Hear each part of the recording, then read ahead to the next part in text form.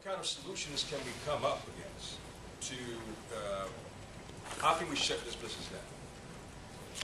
That's the first one. Speak to some of it, but I know it's not. I don't have all the answers to that. So that's something we've got to get together and really figure out. But recently, there's some things that I've caught my interest as possible ways that we can start fighting it. So one thing is Hakeem Jeffries just put in a bill that would require a residency requirement for NYPD. So I think we should get behind that. But to me, a cop that has to live here has to have a different kind of accountability to the community, and I could just see him behaving in a different manner than if he's coming from, like, you know, where they come from now. Another thing is starting cop watches in our neighborhood. So getting people to have a camera, getting groups of 5 or 6, get the training, and just do cop watches in our neighborhood to make sure that people, that the police are held accountable. We can have a documentation when they do things that, you know, we feel like, you know, that they shouldn't be doing, or that we know are evil, that we at least can have the documentation and try to do things to that effect. You know, that's one thing we could do. Another thing, I guess, is joining our tenant patrols, creating alternatives to policing, being that figure of authority in our neighborhood that people can come to, that is not an officer and that is not going at things confrontational. That you will be seen. If someone comes to me and tells me, look, I'm having a dispute, I'm gonna attack the situation. I hate even using the word attack the situation, but I'm gonna come at the situation on a de-escalating point of view, where I know from personal experience, a lot of officers are not coming at a situation with de-escalation nowhere in their mind. So I mean, that's just stepping up, trying to start patrols in our neighborhood, becoming people of authority in our neighborhood, and with a de-escalation mentality going about it, and supporting laws like that, like the residency requirements and stuff. And I don't know if anybody else has anything else, but I just want to make one more quick point. We live in a society right now where kids glamorize going to prison. definitely. And when I was growing up, Scared Straight scared me right. Because one look at that program was a real good perspective of what I didn't want to allow my life to get into. Now, I think we have to take some responsibilities ourselves. And it's great to say what we need to do, but sometimes we don't do what we need to do in our own communities. What you just spoke of was very effective. But what I would like to see is brothers who may have served time come into various communities and get these gangbangers who want to be gangsters and have a one-to-one relationship with them and start to talk with them and see where their heads are coming from, because we can utilize all of these gangbangers in a great way, but I think it's going to take some empowerment from the cats who have been behind the wall, who know what that life is about, to kind of inform them, because like the brother was saying a little earlier, serving a month or 2 months or 30 days, to them it's nothing. But at the end of the day, their voting rights is automatically stripped down. And everything else goes down the pike as well, not to mention trying to get a job. So it would be wonderful, and I'm just putting this out there, maybe we can have a forum on this at some point. What are the brothers who have served time? Because, you know, once you get behind the wall, the light comes on, and you understand how you can change your life.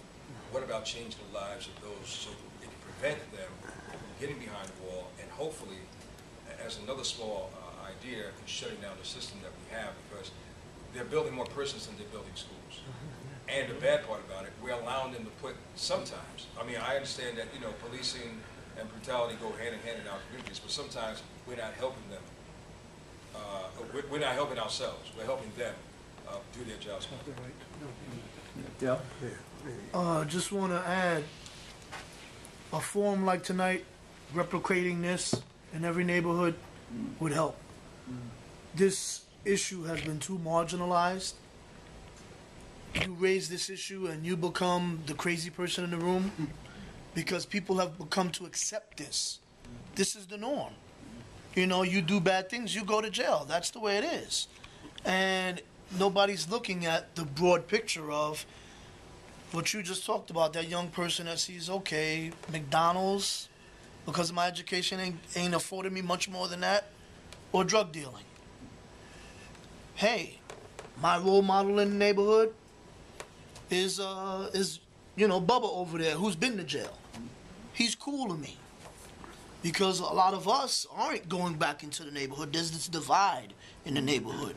And having forums like tonight to get people to start thinking about, what this industrial complex is doing to our neighborhoods, what it's doing to our youth, and finding a way to close the divide and mentoring each other, organizing with each other. And there's lots of forums where there's police precinct councils in every neighborhood that if you go there's maybe 10 people there from the community, and that's where the decisions are made on how they're going to police the neighborhoods.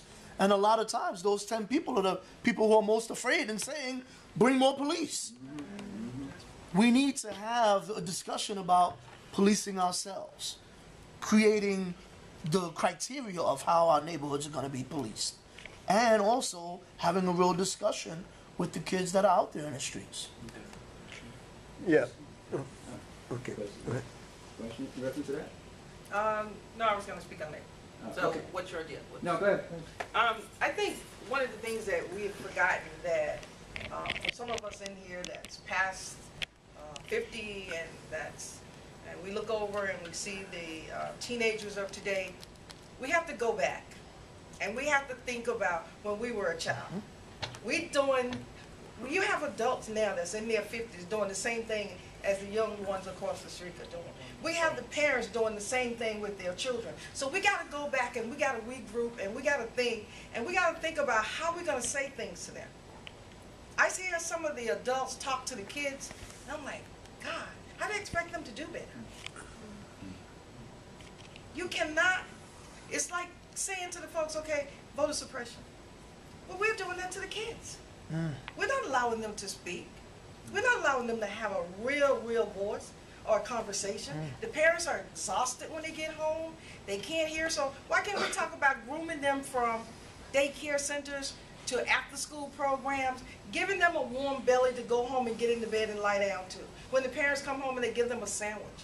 Let's talk about how we're going to grow the kids up and have the police to come in and have discussion with them, so that they can not have the fear that's into their minds about the police, so that we can grow out of fear. We got to do something about the kids that's growing up. They got to get the fear there and thinking that the cops are bad, or we can do this, or we can go to Big Bubba and get $10 when we don't have any food to put on the table. So you have to remember now, they live in the neighborhood with Big Bubba. So when they can't pay the rent, or they don't have food to put on the table, where are they going to get it from? Either the loan shark or Big Bubba. Who's closer? Yeah. Brother, Yeah.